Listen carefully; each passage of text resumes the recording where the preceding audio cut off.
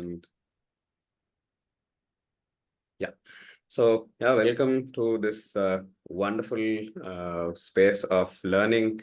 So my name is Sunil. I run my own organization called NimmaCoach, and I'm always open to coach at any point of the day. Jag ser då jättefort. Hi Lenny, can you please mute yourself? Yeah. Okay, perfect. Yeah. So yeah, and I think I was just trying to tell you about what NimmaCoach stands for. I'm always open to coach. And NimmaCoach in my regional language, that is Kannada and my mother tongue, very proud Kannadiga here, is me. It simply means I'm your coach, and I don't really carry a niche, irrespective of the niche. I love to work. And NimmaCoach translates to your coach. So whatever be your place of needing coaching, I come there. Starts with mentor coaching, starts with and also moves on to leadership, then wellness, health, etc., etc. Wherever you want to go, I walk with you on that path. And yeah, I have, this is my final session for the ICW and final in-person session. So there's 2 more sessions that I'm hosting that will continue for the rest of the year. So I offer anyone who are on their journey for ACC, PCC, or even somebody with the PCC a space to get mentored by me for 1 hour. That's on the house, that's pro bono. And another 10 days more of anybody who wants to get coached by me for 2 sessions, that's also pro bono. But otherwise, and other things considered, I've had totally planned for 11 more sessions in the week. So all of them are done. This is the last one. And it's been fantastic knowing a lot of you. I hail from India and southern part of India, so from Bangalore, and I have had a background of software engineering and then moved into different spaces of corporate social responsibility, DEI, onboarding, mentoring, sustainability, climate change, ESG, and then finally landed up becoming an accidental coach and bringing all of my other experiences of life into coaching, specifically coaching in regional languages and also coaching with creativity coming into the equation. So I am actually a poet first, engineer later, and then then last of all a coach. But I think I'm very happy to switch into any of these roles at any point of time and do justice to all of them at the same place. So thank you for joining in, and I see that it's a Sunday and all of you are here. I'll not take too much of your time, jump into this. So what's the first 3 words that come to your thought process, your mind when you think of personal branding? Feel free to share it in the chat or unmute yourself and let us all know.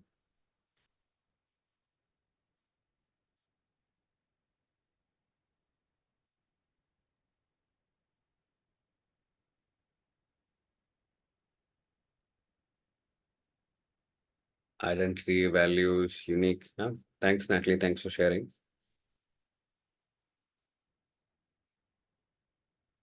Anything else that you've been thinking of? Can I say something, Sunil? Sure, Ambika. So, when I think of this personal branding, so the 3 words that come to my head is social media, pro bono coaching, and third one is word of mouth references and all. Absolutely, yeah. Social media, word of mouth, pro bono. All definitions are right because they are right for you, and identity, values, and say being unique, I think somewhere also answers this. So one thing I would like to sort of share what comes to my mind when you say personal branding is you, and you. So there are only 3 things that would matter to you is you, and you. I think there's this space. So what's really important when you're looking for a house is real estate, real estate, real estate. So the same way, when you're looking at personal branding, it is about you and, embracing all of who you are into bringing, helping people see you. That's the whole aspect of personal branding, especially from my space. Yeah. Sunanda says how you see yourself and how people see you. And also to a certain extent, adding on to that, do people see you the way you want people to see you, right? So people, you can share something, and then possibly it can be represented in or interpreted in multiple ways. You're trying to represent something, but then it can not be identified in the same way. So is your brand representing what you actually want to say, and is that the message that is actually being shared on the other side? So is it also communicated in the way that it needs to be communicated? And also a lot of things that come into picture in terms of even branding is also maybe when you say, what's your brand? What are those words that come to you, the first three or first five, about your own branding?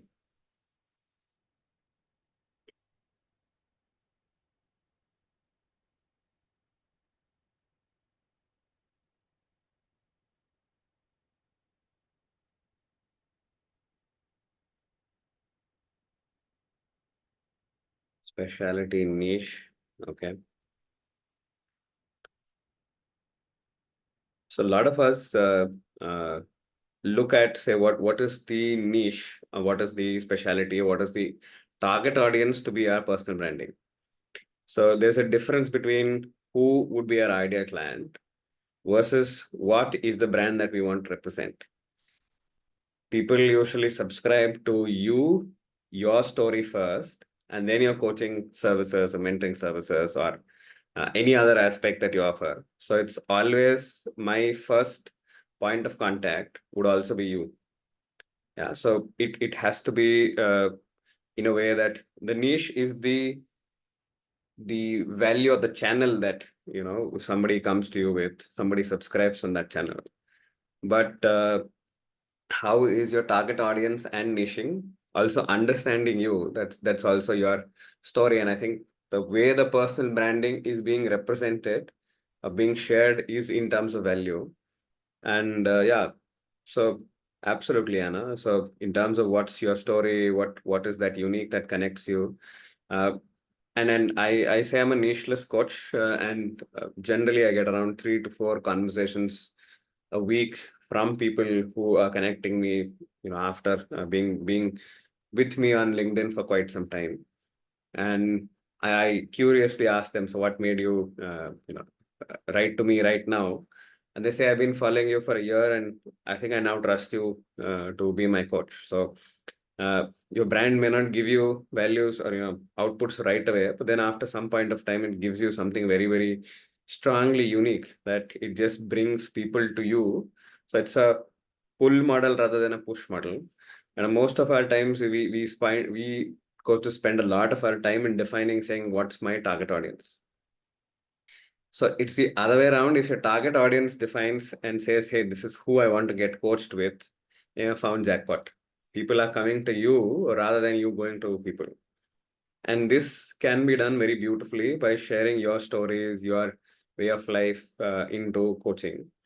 And why the aspect I want to bring this to this space is it's all about you. And I have to first subscribe to who you are, your values. And if my values and your values match, then it's a very easy checklist for me to say, I trust this person. And I feel a sense of connectedness with who we are. So we saw today, right? So Rose is from Canada, then somebody else who's also sharing the Mo is from Canada, Anna is from Canada, and automatically there's like, hi, I'm also from Canada, and like there was a lot of exchange between energies, even though they may not know each other prior to coming to the session. There's that connect. I am from the same place. I am from the same ethnicity. I am from somewhere else. So can you find spaces where in your branding you're able to communicate the sameness with the other side? It may not be about what is your target sector, your other spaces of what is the niche or specialty that you're getting into. uh, Personally, I feel that a coach can work in any space because we're a process expert, not a project expert or a like an expert in terms of one area. We are experts in the areas of what coaching is, and the processes around coaching, the competencies, the way we take a conversation forward, contracting, the whole awareness evoking space. All of these come under our competencies and our skill sets, and that's our advantage. We have to play the spaces in terms of not just one area where possibly everybody is already there. So everywhere I go, I only see leadership coach. Some of them are even asked saying, "What do you mean by leadership coach? Are you trying to coach people who hold a official position as a leader in an organization, be it possibly politics, possibly in an organization? Are you trying to coach people on their leadership, or are you trying to coach possibly young leaders who show leadership potential on whatever, right? So what is leadership coaching? Because everybody says I'm a leadership coach. So we've filled ourselves with so much jargon that people on the other side are like, I don't know what this person is doing. So that may not be the best way to represent your brand, because who you are is not your brand. So coaching that you do is one part of whatever you're doing. You possibly have different roles of being a brother, sister, mother, dad, friend, somebody who is inspiring somebody else. There's a lot of hats that you're carrying. If you don't use those hats, those that are your advantage in a conversation or advantage in a space, you're definitely losing out a lot of people and a lot of connections that may come out of it. And I write about I write about a whole lot of stuff in terms of I think I am somebody's nightmare when they're asking for you know uh, writing content or writing copy. So I write about my experiences in my previous organization. I write about burnout. I write about what went well, what could have been done better. I write about my mom's journey. I write about my podcast with my grandmom. I talk about different people that I keep meeting. I talk about traveling in Indian buses. I talk about possibly saving water. I talk about volunteering. What's that given for me? I talk about my experiences of being a mentor. I continue to put myself out there on an umbrella of topics. So there could be people that are saying, I don't know what Sunil is trying to sort of establish with this. But there are people who know that Sunil is doing something. So to a certain extent, I'm building a space where I have recall value.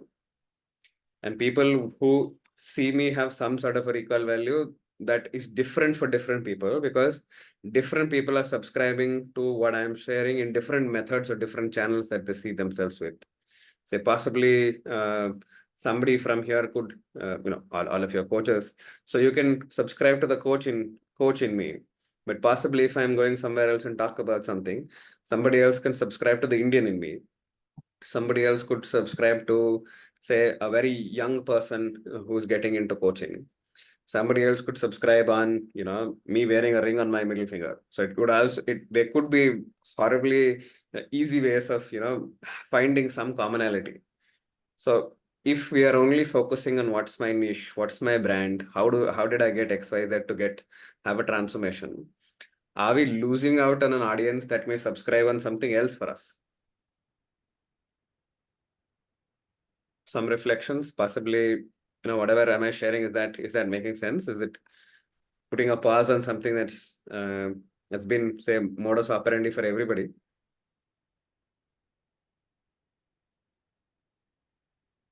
So anything on the chat, you can also let me know, or also on, you can just unmute and share. Yeah, and possibly I'll also give you an exercise. Can you put it in the chat or even reflect? What are 3 things that are unique about you that has nothing to do with coaching?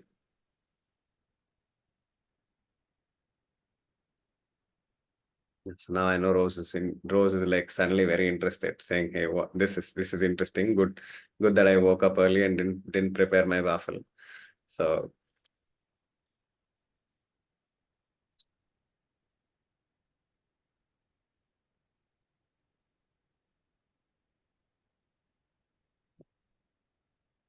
fantastic. Yeah.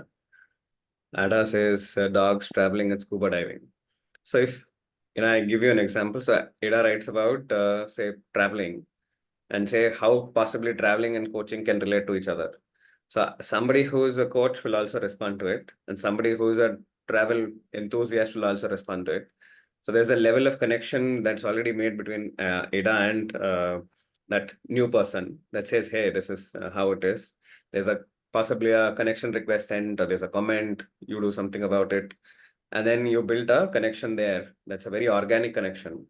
You've not told them anything about coaching. You start writing, the LinkedIn algo takes care of that it reaches them, their content reaches you. And so you built an authentic connection. And if possibly, then you're saying, I'm also a coach, something that you're writing, is something that they know of, or they're subscribing to, or they know somebody who needs your sort of help. They'll obviously say, I know Ida, I will write to Ida. So or I know Mo, I'll write to him. Healthy, staying healthy. So if you're talking also about staying healthy, and if bringing something around that also in your storytelling, that also makes a lot of space, right? So you're an action-oriented, travel-curious person, a passion for habits, creating structure. I'm an artist. Yeah, fantastic. Enjoy fitness, nutrition. Candid, curious, and creative. All three C's. Fantastic. Patience, self-control, love for dogs, curious, compassionate. So I'll drop the bomb on it. So all of these spaces are about either values or about what we're doing. See, a lot of us at sometimes are talking about some of our behaviors, some of our values, some of our other structures. But is there something else that is beyond that makes me connect with you? And is there some commonality between you and me? So if Lynn says I'm a positive person, I'm a listener, and I'm a mom, who in your network is connecting to you with that, who may not have anything to do with your level of coaching or your niche of coaching? So, somebody says, I have a love for dogs, books, curious, compassionate person. Are you talking about all of who you are on any social media that you are?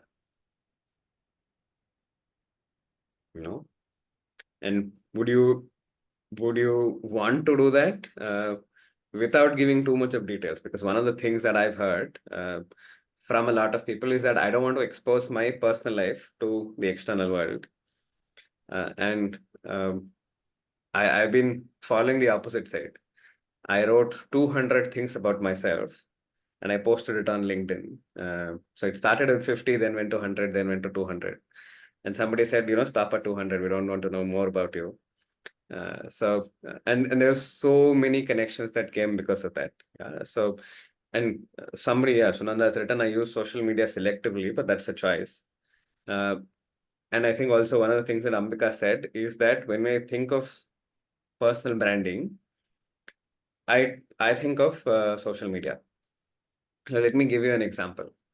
Shakespeare had no social media, and then possibly your two generations behind, your grandparents, possibly even your parents may not have had access to social media. So as soon as somebody sees your cousin, your mom's cousin, or your dad's cousin, your granny's cousin, they know, okay, where is this person working? What do they do? So everybody has an absolute clear-cut brand. So they have a possible pet name. They have possibly something, there's a running joke in the family about them. So that's already their brand. So your brand is as much offline as it is online. I mean, I've been telling people saying I now love to go to marriages and other functions because that's a beautiful place to do personal branding without spending a single rupee, a single dollar, whichever place you've been. Because I get good food and get possibly meeting new people and absolutely developing my brand. So wherever I go, I usually used to talk about volunteering. I used to talk about, say, raising funds for charities that I work with, writing. And so wherever I actually went before I got into coaching, I used to always carry a book with me so that, I can always share it with them. And see now how effortlessly I've plugged in saying I'm a writer, I'm a sustainability enthusiast, I raise funds for charities. So of the 23 people here, if anybody wants to sort of connect with me on those places, they are just a message away saying, hey, I also have the same passion, right? It can be sort of built in the non-online network as well. So you don't have to spend the money, you don't have to spend a single rupee on your networking. and say your brand building, you don't have to use social media, but still you get your work done. Are you talking enough about coaching to people in your network, possibly your plus ones, your kids, your relatives, and possibly I am, somewhere also blessed because we have a very tight knit family structure, and there are a lot of cousins, a lot of people, and a lot of friends. So, do people associate your name as soon as somebody hears your name? Do they associate coaching alongside with that? If that has been established, I think you've built your brand perfect. Doesn't matter on the niche, doesn't matter on your specialty. Do they know you're a coach?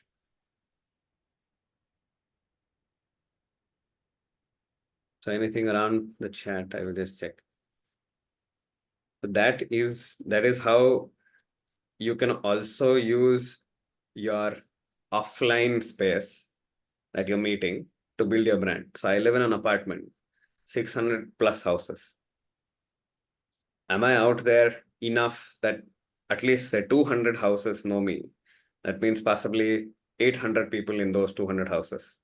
Do they know that I'm a coach? I'm somebody that teaches people English. Do they know that I am possibly a mentor for young writers? Do they know that I work on a sustainability front? Do they know I'm passionate about XYZ? Do I have an opportunity to reach out to them where I don't have to spend a single rupee on any of my marketing campaign? Absolutely, yes. Do all of them get converted to my coaching business? No. But do they know somebody who possibly may do in the future now or somewhere else? Absolutely, yes. Have we taken those chances is something we'll have to, like reflect. And a lot of us think that, hey, social media, we'll have to spend a lot of money on Instagram, a lot of money on Facebook. I'm only on LinkedIn. I'm only on LinkedIn, only on WhatsApp, only two places, right? So only two places where I am, not on Instagram, because the people that possibly would need coaching would not hang around on Instagram because they're there possibly for entertainment, scrolling, etc., etc., etc. Are enough people who are there on Instagram are serious. I know fantastic coaches. I know. Yeah. So I know fantastic coaches who spend close to 30-40% of their budget on marketing. And they tell me saying, Sunil, I'm like, I've become a joker in my house because I'm now having to do reels. I'm having to see here, here, here, here, here, and have somebody put different types of text here, here, here, here, where I'm looking. And I feel like nothing's happening. And I've spent close to 5 months on this and like haven't got a single client from any of these dramas that I made on social media, TikTok, and other stuff. People send a lot of congratulatory messages, but nothing is actually converting to people actually paying me for my services. Does that sound somewhere familiar that you're putting effort, putting money into it, but you're not getting conversions out of it?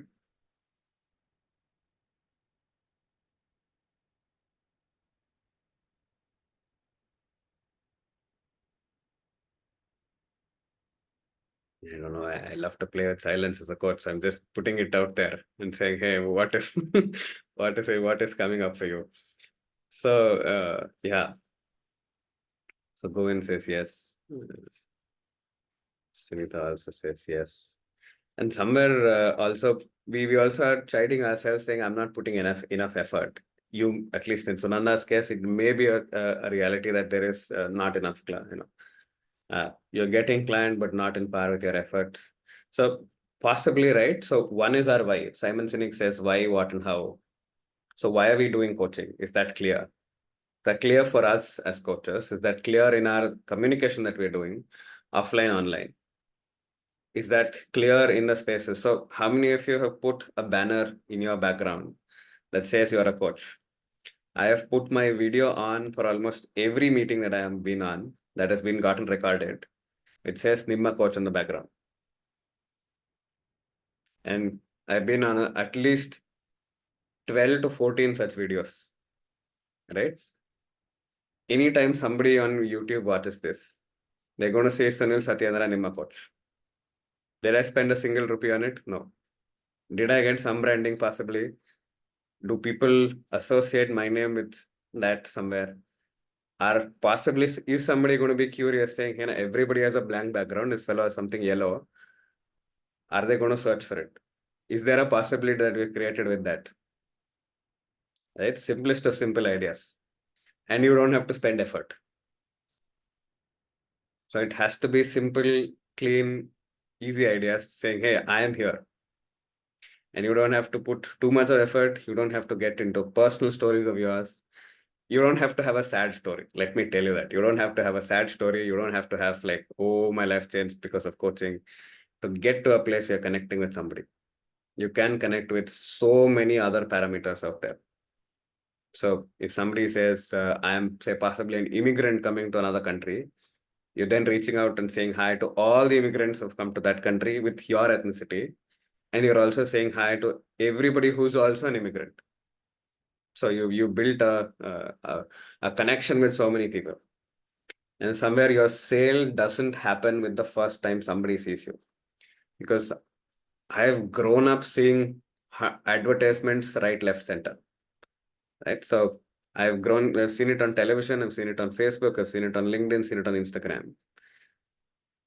But how many times have I seen an ad on somewhere and said, hey, I should take this? Your ads have to build up momentum, your ads have to build up trust, and that's when you have to do it. So would you also like to build trust in a more organic way where you're creating content, your story is out there, your method of your storytelling in terms of what is your method is also out there, and then saying, hey, fantastic, I will also do it. So, and we as coaches have possibly so many things to write about because we have data in our, say, learning. So what would metaphors give to us? Ambika, I'll just finish this point and come to you. So what would metaphors give to us? What's my experience as an individual? Am I learning something from somebody else? There's so much of possibility that we're able to write, where our story and our way of life and who I am is coming up very, very organically and very easily to somebody else on the other side. That people say, I think I have something very common with this person, and I trust this person. This person can solve my problems. So the person on the other side may not be interested whether a leadership coach, whether a leadership coach for women only, you're a leadership coach for, say, possibly somebody on a career break. So that's what we've said, very easily said, hey, I'm not competing with anybody else. I'm only going in this road and I'm not going anywhere else. In our funneling systems, what we said is we put the other world outside. So it's like a horse that's been put like this, and we're only seeing that niche. There's a completely new world out there. And this may not be high ticket people. So there's also that space saying, oh, I am a high ticket coach. Right? I charge like crazy amount of money for one individual session. Do you feel that there are people in your network that will be able to afford that crazy amount of money with this? So, and I'll come back with this closure point. So when I was trying to raise funds for volunteering, and one of the projects said we need to raise, say, 100K, people in my network said 100K is like crazy. We can't do it. I started a campaign that says everybody put 100 rupees, right? So 100. So, and have 10 people in your network, build it up to 1. So 1,000. So get 10 more people to do it for you. And we'll have 100 people doing it. And this campaign gave us 400K in 30 days.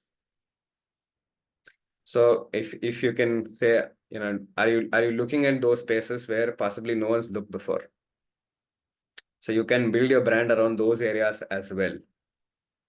If you are a coach first, you coach the other side. And whenever I say somebody I'm your coach, the first thing that they do is they laugh, saying, hey, I think you must be dumb because you should be a leadership coach.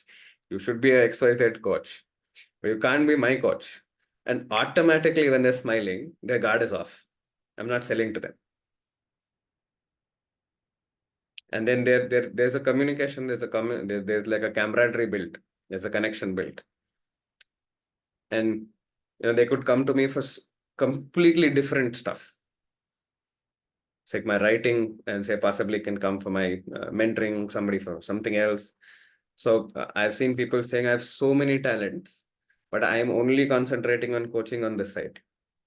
So the delta would be that say a consultant came first, mentor came second, and a coach possibly came after that. That's like an evolution space in our own industry.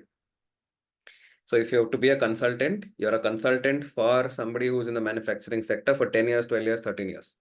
So your focus is on building that competency and showing off that competency. So your skill set is is getting you money there. Your experience is getting you money there. As a coach, you don't have to do that. It's a process that's getting there. So that is how possibly you'll have to think slightly differently. And I don't know if you wanted magical spaces as to how to build your brand, and this fellow is giving me other ways of doing it. So I don't know if this is going in the same radar direction as what you wanted it to. But I'll go with Anna and Ambika. Choose between yourselves as to who goes first. And say, just put out your questions and then we'll take it from there. Yeah, I think she can go first. Yeah. thanks. Yeah, I mean, this related to like the initial message a while back. Like in terms of branding, when you're making a switch, I mean, from a domain that you worked in a long time, let's say I was in transformation and or digital transformation, and you already have kind of a brand established, right? I think one of the challenges I find, how do you succinctly do that transition? And you might have an initial vision that maybe is not the end vision, because that logically appears to make more sense based on your network. And but then I actually thought of a sub brand, to be quite honest, to really be more focused on an area where I'm more passionate about, where I want to dive into. But I wonder how you would handle that, because I think that's probably common. A lot of coaches have done something else before and have a baggage of experience to bring, and skills and strengths and all that. So how do you handle that? Any tips? I think when you said baggage, I sort of envisioned it to be something that is a problem for us to transition. But if you have to now look at the same baggage as something that's full of tools that allow you to transition easily and quickly, it's then a skill set advantage. Right? So if, say, for example, you've been 10 years, 15 years into marketing, people in the marketing space know you for who you are. So all you have to do is change the frequency of what you're talking about. In terms of you previously talk about HR, now you talk about coaching, and now possibly, whatever you're passionate about. So automatically people will subscribe to that slowly, because they already have people's attention. Let's say you being in a place for so many years has already given you that attention.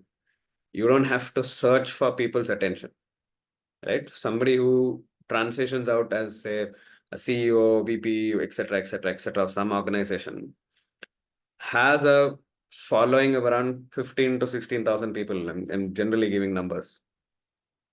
And he or she starts to tune off the HR space, off the CEO space, and say, I'm now going to be talking about coaching. You're not losing out on the audience. What you're now doing is you're building a new audience. It will take time. The transition will take time.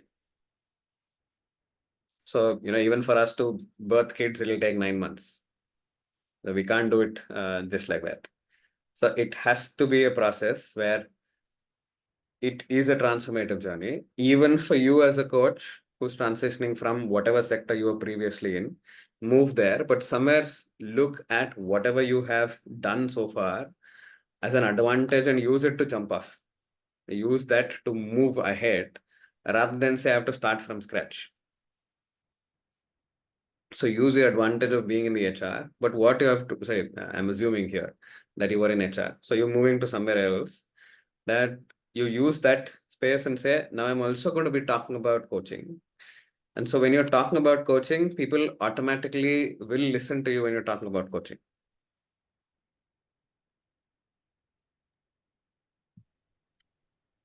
Did I answer your question to a certain extent? Yes, yes, you have. Yeah, I think in my case, I was in digital transformation, so completely doing change management. So, refocusing on the coaching.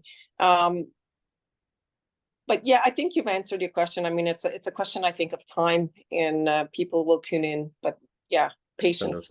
Absolutely, yeah.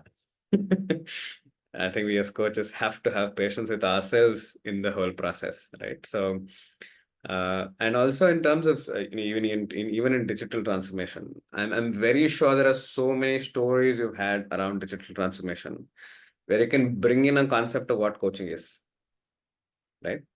So you can bring in patterns. Like just after I close this call, I have a LinkedIn post already in my head that says, before COVID, I'd done 0 webinars. During COVID, I started with 1 in November 2020. November 2021, I'd done 3.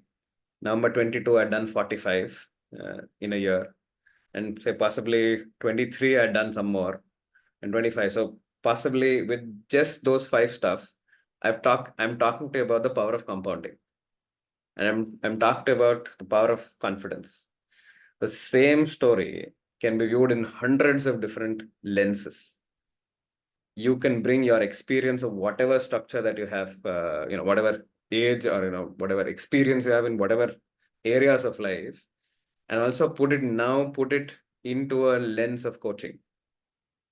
And there you have it, the easiest transition for you, even internally and even for your own audience to move. So it's not like you talk about X today and suddenly you talk about Z.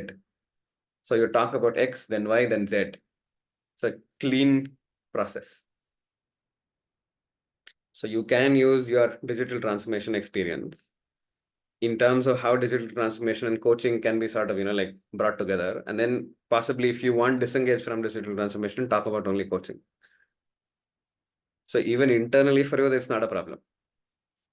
And we've seen enough trends out there in the social media space that says, the trend is only there. But if you're a classic, you're forever, right? So try and build your brand to be classical brands.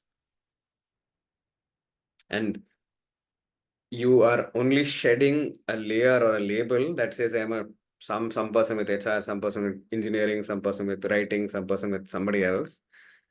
And people on the other side are also knowing that they are also labels, and they can as well let go of labels and embrace who you are. I think most of the times it's our own internal structure that's saying I was XYZ somewhere and now I'm a coach. I have nothing to work with is what most of us start with. So we've put ourselves down in the market even before the market has let us in. Right. So that may not be the case with Anna specifically, but a lot of coaches put ourselves at 0. We're not starting at 0. We are already starting at XYZ levels of experience. And just before I ask Ambika a question, I asked, like when somebody asked me, even when I was in software, how many years of experience do you have? I always said I have 30 years of experience. And people would laugh at me and say, that's your age.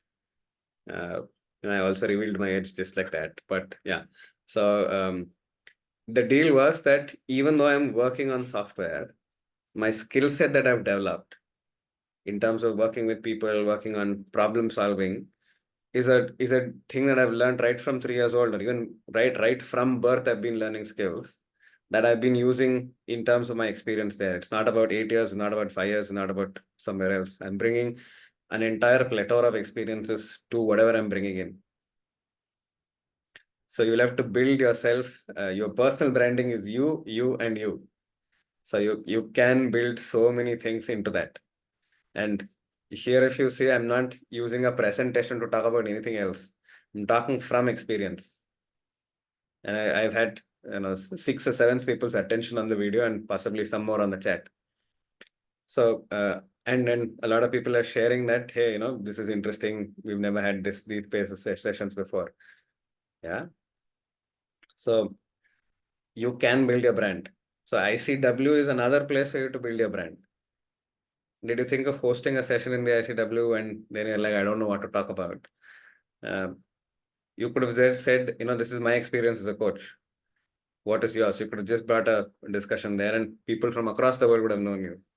So again, you've spent money on the ICF membership. You can as well make use of it. Right. So is there any space that you're putting in as an investment that says, now I can make use of this and put this as a springboard? And then our entire focus shifts. We're not talking about niche anymore. We talk about where else can I go? Yes. So Ambika, I will take your question and then move to the next one. Yeah, thank you, Sunil. Sunil, I want to know a little more about storytelling. How to put your story on, social media without making it look like you are boasting about yourself. Can you give me some example about it? I just gave you one. So I started hosting sessions in the like a webinar in during COVID. And I gave you numbers, right? So I gave you 4 numbers. So 2021 one session, 2022 I think I did around 14 or something, and then 23 around 30 plus. So each of them are numbers. So 24 I said I hosted 11 at the ICW.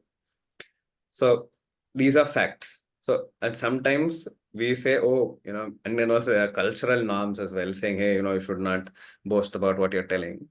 And where I say I have done this job, there's no problem in sharing that this is what I've done. It's not that you haven't committed a crime by doing something well enough. So you can just go out there and tell your story with the most authenticity there is that you can talk about. You don't have to tell all the details. You can say I was possibly in a bad relationship in my office. In terms of me and my manager, we had a toxic relationship. You're not talking about your manager. You're not talking about what was the exact experience there was. You're just setting a context and taking it forward from there. So what you can tell, what story can you tell about it? So that can itself become a space for us to also start sharing our stories in different ways. So you can say also, like ingredient wise, what you're adding to your coaching that will make coaching interesting for somebody else. So what you have to create is a sense of interest in your story, and people will come. It doesn't have to be about coaching, right? So because I've seen so many people, coaches start writing about coaching, and then after some point it has become like they have become professors around coaching, and I don't really possibly I don't subscribe to them to be my first person contact. So I will know they are good coaches. Claire, bless you. So yeah. But Sunil, if you are not talking about coaching, you are just talking about your story, how would you connect with the right people? Like, the people who might be interested in coaching.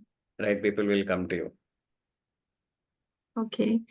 Yeah. So like I think the sector is that or the general storytelling is that I have to put myself out there saying, hey, here I am, subject matter expert, etc., etc. So what it's done is that say for example, there are 400 coaches in say your area of work. In even in leadership coaching, there are so many areas. There are so many leaders. Everybody has a brand. Everybody is on LinkedIn, Instagram, Facebook, etc., etc. I am coming to that space. Say I'm coming to Instagram. Do I see your profile first? No. There are like hundreds of other things that are celebrities are already shouting. It's like you are a small marketplace. You have 4 to 5 fish that you have. You're selling it in a marketplace or a fish market of 20,000 people. So problem is if you're shouting, people will not come to you. But suddenly stay silent in 20,000 people. They're like, why is this person silent? So there must be something interesting there. So let's go there. So are you creating something that's of interest for somebody to pause and say, hey, this is something interesting? And then you get your people. So you can still be authentic, you can be yourself. So what you're trying to sell is a service when people come to you or people know about you. So it can be done in a way that you're already pushing yourself there, putting a lot of money on Facebook, Instagram, every other marketing there is. But are you still getting the results that you are putting in? So ROI wise, you're putting so much of money. Is it coming back to you? So that is something we'll have to, really look about. And there could be possibility wherein, like it could be a process problem. It could be a problem in terms of patience. It could be a space of strategically we've chosen the wrong space. Again, when it comes to business spaces, there are like different ways that you see what's making most profit. Is a short-term goal, long-term goal. What's my brand going to look like? And also your brand also can transition over the ages. It can also happen through that. But the major aspect is how many of them know about you, and there could be online, offline, other events also that people know about you. Right. And also, are you giving people an experience that those that come to you from different spectrums, are you giving them an experience that they'll able to remember?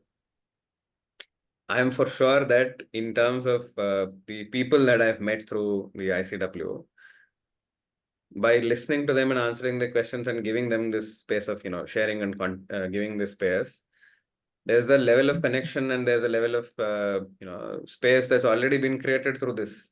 I didn't have to spend anything around it except maybe share my experience. And also, are you sharing your experience? You have so much to share. And with that, there are a lot of people who say, I wanted this information at this point of time. Thank you, Ambika, for giving me that. Because if you're saying only niche and going on the general niching direction, you are wasting so much of talent and experience that is already there that you can like catapult you into another level. And I don't know if I answered your question completely. That's absolutely good. Thank you so much. Yeah, absolutely. Yeah. Any other questions? Any other thoughts? I want you to take away this space that the personal branding space is you, and you. And personal branding can be done online as much as it can be done offline. And personal branding doesn't have to be always a target sector. It can be done for everybody, but in a way that your target sector possibly can subscribe to it more than that. Right? So if say you're only talking about, I am a CEO coach, are enough CEOs in your network? First is that. Are you connecting to enough CEOs? And I know for sure that I cannot be a CEO coach because the biasing is that CEO coach needs to have white hair. I don't have white hair, so I'll not even get there. So who can I subscribe to? Somebody in their mid-30s, somebody who's possibly an engineer, somebody who's possibly into coaching. So I get a lot of my clients who are coaches. They're saying the way you work with a client, what I've seen you work with me in peer coaching. I don't want you to be my peer coach. I want you to be my coach. Did I spend any money on it? Nothing. Am I getting clients out of it? Yes. Are they a word of mouth client? Yes. I did that because the experience I gave to them was actually wonderful. So even if you're getting 2 people, let's say, fantastic service, Ambika, in terms of fantastic coaching, fantastic. They will put you in touch with 2 or 3 more people as soon as they know that this is it. But is your story reaching out to them properly? Are you using different methods? The storytelling can be done in hundreds of ways. So storytelling can be done in text, storytelling can be done in images, storytelling can be done in video, storytelling that can be done in cartoons, storytelling can be done in consistently being there, storytelling can be done in different stories around the same topic, storytelling can be done in podcasts, storytelling can be done in sort of a book. Our storytelling can be done by others in your network. So storytelling and branding can be so much more than say, I put an image, I put a LinkedIn post, I need people to run on it. So I've seen so many people with 20,000 followers, but 5 likes on their post. It's not making sense, right? So there's something that's wrong in the process of the system that there's working. And if you know that the system is not working to your advantage, beat the system, don't play the system.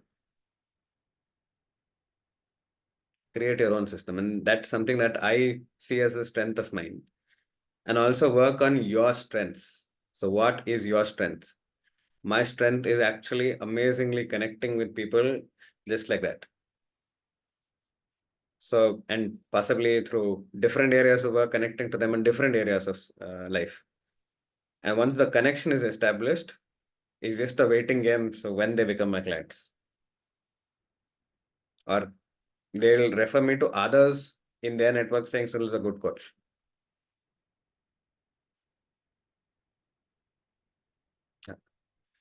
I will pause here, I think, because I have only 1 hour, and I said, it's morning for some of you, and Rose wants to go and catch up on her waffle, so I don't want you to wait too much.